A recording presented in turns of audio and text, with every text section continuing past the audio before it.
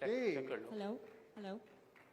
the topic of this debate is in 21st century leadership positions, qualification criteria can be compromised against behavior competencies.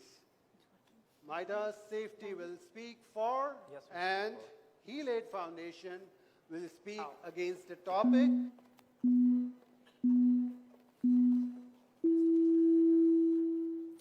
Hey guys, let's make pizza today. But we don't have cheese today. But we have peppers and salt. We have red pepper, we have green pepper, and we have yellow pepper. And people love it. But can we make a pizza without cheese? Even though peppers and chilies add flavors and colors. But can we compromise on cheese? Qualification is the fundamental ingredient in the pizza. And behavioral competencies are the chilies that add flavor. Now, why do we think so? Qualification is a gateway. It's the first and foremost part to leadership.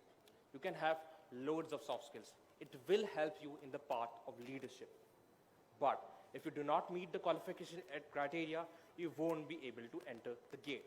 Take, for example, of a captain of a ship. If that captain has never sailed a day in his life, does not know the dynamics of the ship, will he be charged with the leadership of the crew, no matter the amount of soft skills he has? But what about people like Jack Ma, like they quoted? They were not qualified, but he steered his ship of digital company very well. How do you explain that? I knew that this popular argument will come up. But ironically, facts are different. Here is the list of top 10 companies by Forbes 2019 and ranked by composite ranking based on profits, sales, assets, and market value. All these giants have CEOs which are highly qualified. We have on number 1, ICBC, Bank of China, CEO Jian Qingsheng, and he is a master's from Shanghai University. And then my personal favorite, Warren Buffett, CEO of Berkshire Hathaway. He is the master's from Columbia University. But guys, these all companies, traditional giants that have been existing from decades. In the 21st century, the future of leadership and business is innovation and transformation.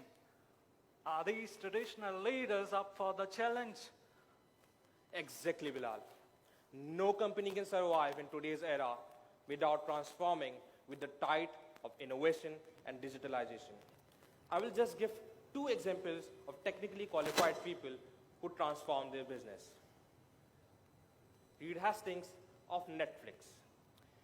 He is a master's in computer science.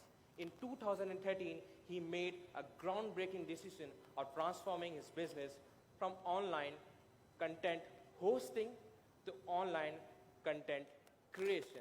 This shows us, even if you are technically qualified, you can Netflix and chill. Everyone knows about Jack Ma, but there is one more Ma, Pony Ma. Pony Ma is from China, and he has, at every stage, transformed his business as per the needs of society. And he is a pioneer of digital healthcare and education of Asia. This brings us to a thought. What was the role of qualification in those successes? A leader is someone who knows the way and shows the way. Qualification will help you to know the way. It will give you strategic insight. Some people say you don't need to be technically qualified. Hire technical managers. Okay, fair enough. But what if those 4 or 5 technical managers give you conflicting advices about the strategic course of the company? What will you do then? You need to know every atom, every cell of your body organization. Qualifications shows you the bigger picture. Take, for example, a puzzle. You cannot piece together a puzzle without knowing how the final picture should look like. Speaking of puzzles, there's a common misconception about the qualification criteria. There's a misconception that qualification criteria only contains the technical knowledge. However, fortunately, in 21st century, that's not the case. Let's take CA for example. We have series of tests for our technical knowledge, and then we have a mandatory training which gives us behavioral competencies like time management, people management, and pressure handling.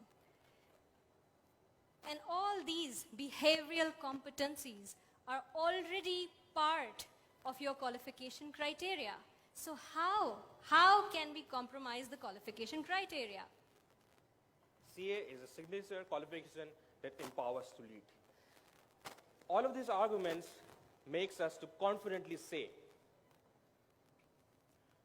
the relationship between behavioral competencies and qualification criteria should be complement, Yes. compromise, No. Thank you. Thank you very Thank much. you.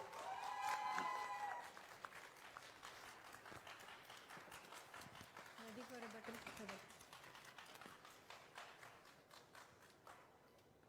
Now it's time for rebuttal round. Question from Maida Safety. Well done, my friend. Thank you. Let's say you are hiring for the position of CFO. Yes. And you came across the CV, highly qualified person, Yes. exactly what you're looking for, the same qualification, but he has been involved in a recent fraud. Will you hire Yes. him? Can you repeat? You came across a CV of a CFO. You are hiring for the position of CFO, right? And you came across this CV, highly qualified person, exactly you're looking for, but he has been involved in a recent fraud. Fraud. His integrity is doubtful. Will you hire him? See, you are talking about qualified chartered accountant. We have a book called Code of Ethics. And not only we learn it, we practice it in a firm and an industry, which makes us capable to avoid this. And ICAP has a very strong mechanism of catching such fraud and blacklisting such people. That CV will not even reach to you. Thank you. Question from jury. He says, You gave all the example of corporate leaderships. Yes, sir. Don't you think leadership skill are required in other facets of the society? Exactly, sir. I completely agree with you. For example, in politics, if we have to make a minister of education, minister of science, we would never make an artist a minister of electricity. We will always try to include someone who knows about that ministry. It would be a very flawed decision if there's a mismatch between that ministry and his qualification or his competencies. I do agree in everywhere, qualification should be the foremost thing and behavioral competencies should be complementary. Thank you. This ends our second debate. Big round of applause for both teams. Thank you so much. And let's give the opportunity to Maida Safety. Time starts positions ले लो. now. टिकर किसके पास है? इसके पास है, सही है, अब्बास के पास. Nelson Mandela, the global icon of democracy. Bill Gates, whose net worth is more than GDP of 122 countries. Jack Ma, who was ranked second greatest leader by Fortune magazine. Respected jury and dear members, these are examples of some leaders from the past. Mandela did not have any qualification. Bill Gates was a college dropout. Jack Ma took 4 years to get into college. We're certain these people do not hold any prestigious qualifications, yet they are leaders and were leading organizations and people in the past. We need people and leaders like them in this 21st century. 21st century is a volatile time. The age is shaped with uncertainties. There are gravitational forces like rapidly growing population, advancing technologies, and things like artificial intelligence. Today, the world has problems like rising level of stress. Today, the world has problems like karoshis, people who die because of overwork. Today, the world has problems like hikikomori, people who disconnect totally from the real world, people who actually forget how the real world look like. These new problems have new demands from leaders. Today, the leadership skills that are required are communication, collaboration, creativity, and critical thinking. What qualification do you think a leader will cater to certify that he can handle situations like karoshi or hikomori? Universities today are providing education in various disciplines. Yet, what if I ask you the name of the most qualified doctor, the name of the most qualified engineer or lawyer? We don't remember that. But what if I ask you the name of your most favorite teacher? You do remember that. Yes, Why is that so? It is because we're connected to them. They provided us support, comfort, care, encouragement. Not because they held a PhD. Tomorrow's leaders would be teachers. As per research, by the year 2030, these are the most critical skills which a leader would definitely need in order to deal with the emerging challenges of 21st century.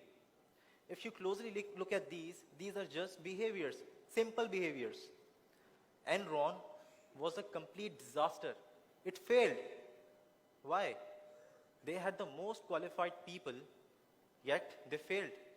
Simply because they failed to demonstrate simple behavioral characteristic, which is integrity. There are basically 4 behavioral competencies: knowledge and skill, traits, self-esteem, and motives. These 4 are equally important. Be it a leader within an organization, a leader of a social group, or even leaders of countries.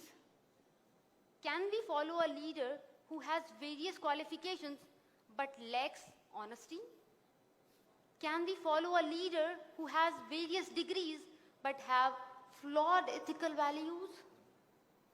Where will a leader with self-interest will take us? We are obsessed with things that we can measure. We tend to weigh a leader as if it is possible. In 21st century, the leadership is about people.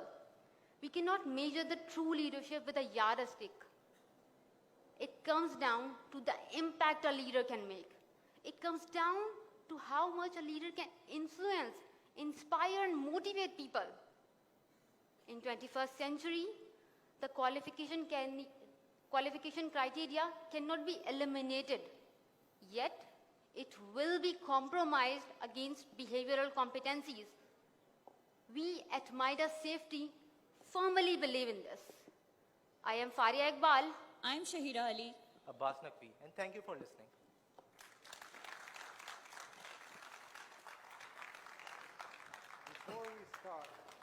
Before we start rebuttal round, request to all teams, keep your question brief and short so that they can respond. Go ahead. Very well done, guys. It was an amazing presentation. I wanted to ask that a qualified person can learn behavioral competencies, but a person who has loads of soft skills and behavioral competencies, but he is not qualified, how would he will be managed? Exactly, my friend. That's the point. Can you hear us? This mic is working? Yes, I think so. Yes, my friend. This is our topic, actually. I'm not saying that qualification criteria should be completely eliminated. This is not the case. But if we weight them both, behavioral competencies weights much higher. Because it's the bus. In order to run into the bus, you need qualification. But where will it take it? It's the leadership. Then there comes behavioral competencies. Imagine there's someone you love, he's in the operation theater. Now, who will... Okay. Okay. I will answer you later if you don't mind. Yes, you can answer it later. Question from jury. So, you said in your presentation that for a leader, critical thinking is very important, you know.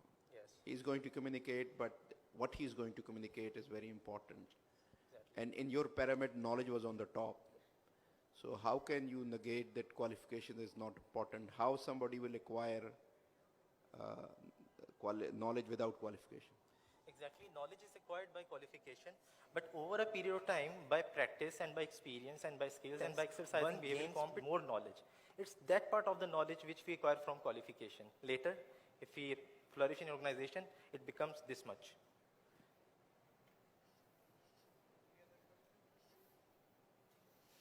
No? Big round of applause for Maida Safety. Thank you so much. Thank you so much.